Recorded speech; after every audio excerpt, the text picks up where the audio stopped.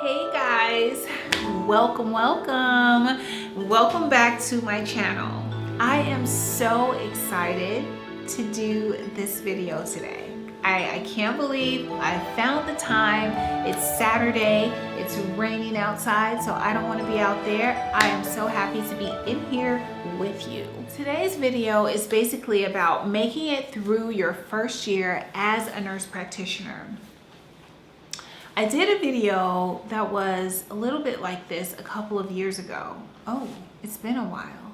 Because I've been a nurse practitioner for 5 years now, and I did it like my first year. But I've gotten a lot of questions lately and a lot of comments just about people feeling insecure. Some people have told me that they feel dumb. Some people have told me that they just feel like they don't know what they're doing. And guys, all of those feelings are valid. All of those feelings, I've experienced them. I told you guys in the past, like my first year was the most difficult. I went home crying so many days and feeling like, what the heck am I doing? But guess what? I made it. Guess what? You're gonna make it. It's just a process. A transition, something that you have to experience. And if you think about it, this happens with almost every new job. You feel like a fish out of water for a while, and then you slowly get your bearings, and the uncomfortable feeling, the fear, the unease is replaced with confidence. So here are a few tips for you guys to help you get through the first year, okay? Number one, you need a mentor. Find someone who you can go to when you're unsure about something. Now, make sure that before you go to this person with a question, you've done your own research, because you never want to be that person who runs up to your mentor every 2 seconds. Hey, what's this? How do I do this? Or what does this mean? It's okay to ask questions, but for me, and I'm just going to use myself as an example, when I have a question, I usually exhaust my resources. I mean, I'm going to research and try to figure it out on my own. Or when I approach my mentor, I would say something like, okay, so this is a situation, and first, before you tell me what I should do, let me tell you what I was thinking about doing. So I was thinking of treating her with this because of this, this, and this. Or, well, when I did my research, it said this and it said this, and that kind of confused me. So you want to make it known that you've tried. You don't want it to seem like you're just like, what's the answer?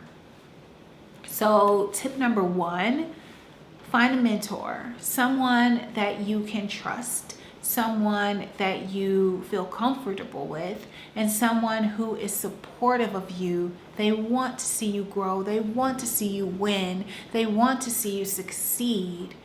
You need that your first year. You really do. And I thank God time and time again, and I've thanked my mentor for a whole 5 years. I've thanked her for just being there for me, for just being nice to me, for being supportive, for being on my team. My first year would have been so much more difficult without her, and I am forever grateful. So it's my hope that those of you who are fresh out of school, that you'll have that. I really hope you can have that. 2, self-research is everything. Do not think that when you graduate, you can burn your books, because you can't. I do research probably every day. Now, there's a benefit, for me, I like to read. So, I mean, it's a good thing that I like to read, because you do a lot of reading. Even though school is over, you still have to stay abreast of all of the changes that are taking place in the medical field. Things don't just stay the same. So when you experience something at work and you feel a little uneasy about it, or you feel like, oh, I could have known a little bit more about that, that's what you're going to go home and research that night. Or at least that's what I do. So if I see a patient today and she had some illness that I've never treated before, and maybe I knew a little bit about it, I am going to go home and I'm going to research that. I'm going to master it. And if it ever comes my way again, I got this. I got it. So self-motivation and doing research on your own is critical. And I find the time usually at night. I like to be all cozied up in bed with my PJs, you know, the lights dim, you know, but enough light for me to read. And I will have one of my resources and I'm reading. I've read a lot about kidney function and a lot about diabetes and just things that I see often. And again, the things that I've experienced that I felt uncomfortable about, I'll research those as well. So finding the time for self-research, making sure that you're motivated to do that.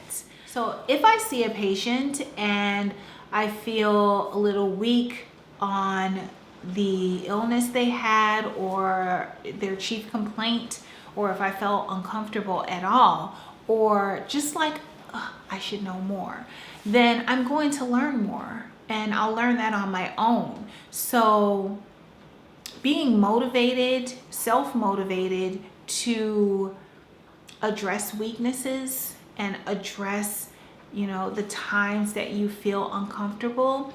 I always tell new nurse practitioners that when you have the patient in the office and you're seeing them, the visit does not have to end like right there.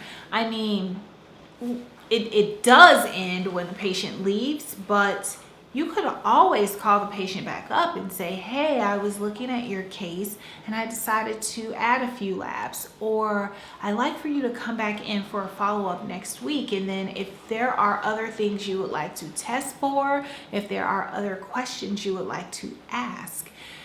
Most patients that I've experienced, that I've dealt with, appreciate that.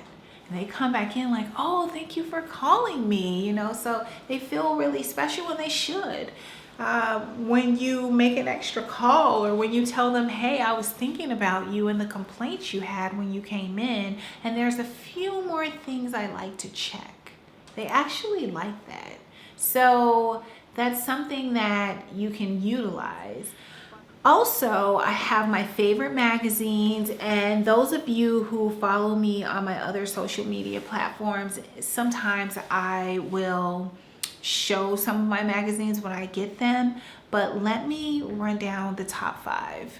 So, and in no particular order, JNP, Journal for Nurse Practitioners. I also love American Family Physician. Oh my gosh, that's really good. The Nurse Practitioner is one of my favorites. And I also like the New England Journal of Medicine, and the Consultant has some wonderful dermatology articles. So those are my favorite 5. I keep them in my office. I have a little basket and I've arranged them really nice, and I've arranged them all in order. So as I get the magazines, I have somewhere to put them and they're not just all over the place, which I would hate. So yeah. So you have your magazines, and I also want you guys to just keep in mind that when you start a new job, growth is inevitable, and making it through your first year is really dependent on your surroundings.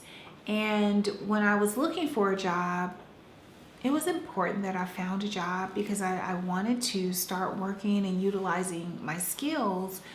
But I also wanted a job that would understand that I was a new provider, that, you know, my knowledge base was really basic and I needed to grow. I wanted to have room to grow. I wanted to be able to grow comfortably. I did not want to feel rushed. I did not want people to make me feel less than because I didn't know as much as they did. And I was blessed to find a place with people who were supportive of me. So when you're in the phase of looking for employment, keep in mind that you don't want to just pick anything. You want to be observant when you're interviewing. Just how, you know, the vibes that you get, how people treat you, how they talk to you, because that's probably some of what you're going to get when you work there. Coming from a place of knowing how to treat, you know, knowing how to do my job basically, and feeling like whatever walks through this door, I can handle it. I was a charge nurse at my previous place of employment, and I worked on the floor sometimes and I was charged sometimes. We kind of mixed it around. So I was pretty much all around, you know, I had a good idea of how to work the unit. And then to come from that to a deer in the headlights, feeling unsure, like I didn't know what the heck I was doing when I first started, is difficult. And it's a blow to your ego. It's a blow to your self-esteem, and it shouldn't be. I'm a perfectionist, so it was difficult for me to feel like I didn't know what I was doing. I mean, I had the basics. You're not going to come out of school not knowing anything. So I had the basics. I could make it through the day. But, you know, there were peaks and valleys in the day. Just being able to get through that is difficult but doable. And you guys will get through it. Just trust me, you will. I'm 5 years in and I feel amazing. And I'm still surrounded by people who have my back, people who are supportive of me. And I make sure that I pay it forward, and I'm supportive of other people, and I'm non-judgmental. And when I see new little NPs, my heart I just feel like I love them so much, and I feel like I want to help in any way I can, because I know what it's like to be new and to be unsure and to be scared.